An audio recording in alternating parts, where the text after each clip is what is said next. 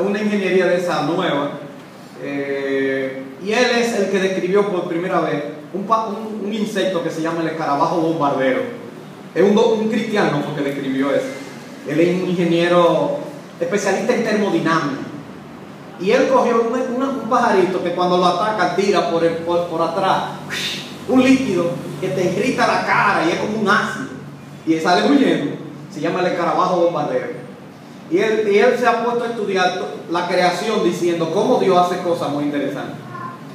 Y hay biólogos, como por ejemplo, que han demostrado de que no puede existir cosas de que se van formando chin a chin, como decía la evolución.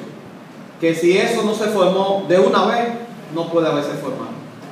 Eso es lo que se llama, hay un libro que se escribe que se llama La caja negra de Darwin, de Michael Behe, o Michael Behe.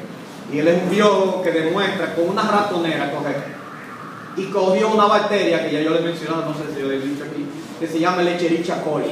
El Escherichia coli es una bacteria que tiene el colon, en el intestino. Entonces tiene un flagelo como un motorcito en la cola, fuera de bola. Y es una bacteria. Pero esa bacteria tiene que yo cuánta proteína para poder formarse. Sin eso, si usted le quita una parte, no hubiera bacteria. Y eso solamente es una bacteria. Imagínense el ser humano que tiene millones de combinaciones de genética y que hay más de medio millón de combinaciones genéticas que no se sabe para qué sirven. Y que para describir el genoma humano duraron más de 10 años, 5 computadores en diferentes países del mundo. Y tú sabes quién dirigió esos trabajos, adivinen. Un cristiano. Es la cosa de Dios, ahora mismo creo que apellido Philip, no me acuerdo.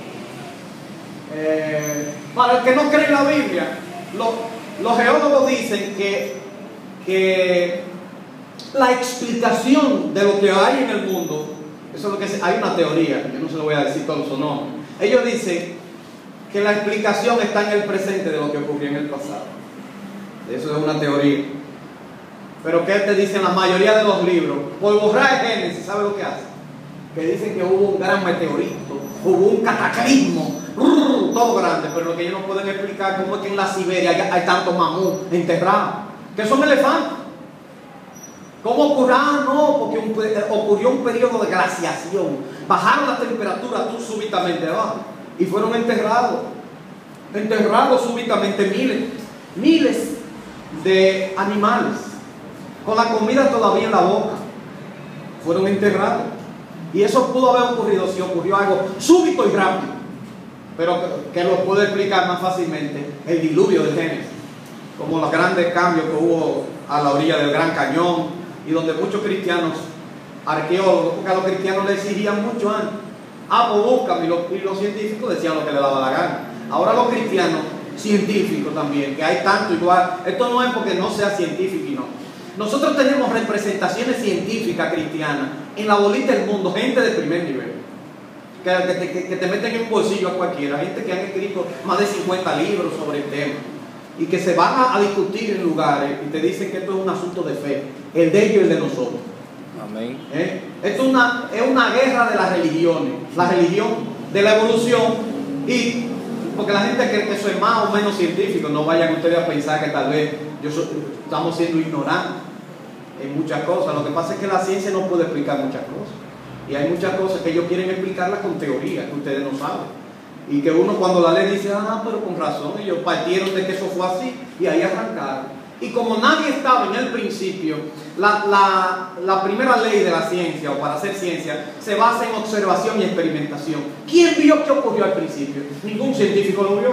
Y no se puede reproducir esto en un laboratorio. Entonces es imposible. Nadie puede hacer un fósil en un laboratorio. Sin embargo, han encontrado bujías en el fondo del mar, pegadas con piedra, y no duró miles de millones de años. Un fósil de bujía, una bujía de carro. Tal vez tenía 50 años, pero cuando lo han encontrado, si usted le aplica la datación, van a encontrar que parece que tiene miles de años. Eso no puede tener más de 50 años. O sea que la geología del diluvio explica que el diluvio tuvo que haber sido universal. El tamaño del arca. Algunos cuestionan los pocos hombres, pero ellos se prepararon para eso. Las escrituras no nos dicen que solo Noé y sus 3 hijos tenían que construir sin la ayuda de obreros el arca de Noé. Posiblemente Noé tenía gente paga para que lo ayudara. Noé tenía ciertos recursos para poder hacer el arca, porque de otra manera es imposible. Solo las medidas del arca deberían quitar la mente el concepto de localidad. Si uno piensa el tamaño del arca, ¿qué sentido tiene? Pregunto. Que Dios le dijera que construyera con esa dimensión, ¿no? Una cosa grandísima, para solamente que lloviera ahí. ¿Para qué? Dios pudo haber sido lo que hizo cuando Lot, o ¿cuántos años duró el pueblo de Israel en el desierto? Y recorrió 1000 y pico kilómetros, 40 años. En 100 años Noé hubieran caminado 3000 kilómetros, porque eran pocos, menos que un pueblo. Entonces, ¿por qué si Dios va a hacer un diluvio local, para qué Dios entonces le dice a Noé que construye un arca tan grande? Además, no llovía en esos tiempos, sino que subía un rocío de la tierra que mantenía la humedad, y había una especie, muchos meteorólogos especialistas en la materia creen que había un clima muy equilibrado, vamos a decirlo así, de esa manera, y que no llovía. Y por eso cuando Noé dice que va a llover, imagínense, el pobre Noé perdió la cabeza. Todo el mundo. Nos damos cuenta que incluso el arca, cuando ya estaba construido y Dios le dice a Noé que entrara al arca, duró una semana el arca abierta y nadie entró. Y yo me pongo a analizar, usted sabe cómo son la gente de burlona, ¿verdad? Noé, ¿qué pasa? Va 3 días y no pasa nada. Y ellos burlándose del viejo Noé. Y cuando, ¿usted sabe quién fue que cerró la puerta? Para que Noé no tuviera carga de conciencia, ni mucho menos. No fue Noé que cerró la puerta. Dice la Biblia que Dios cerró la puerta del arca. Interesante es también. La necesidad del arca. No es que solo la construcción hubiera sido innecesaria para una inundación local, sino que no debería estar para que gastar tiempo en eso. Si eso, Dios nunca hace cosas de que solamente por hacerlo. Si fuera local, lo fácil que hubiera sido para Dios hacer como hizo con Lot, como ya lo pusimos de ejemplo. Y además, ¿cómo se le llama a Noé? Y esa es la parte que también tenemos que discutir.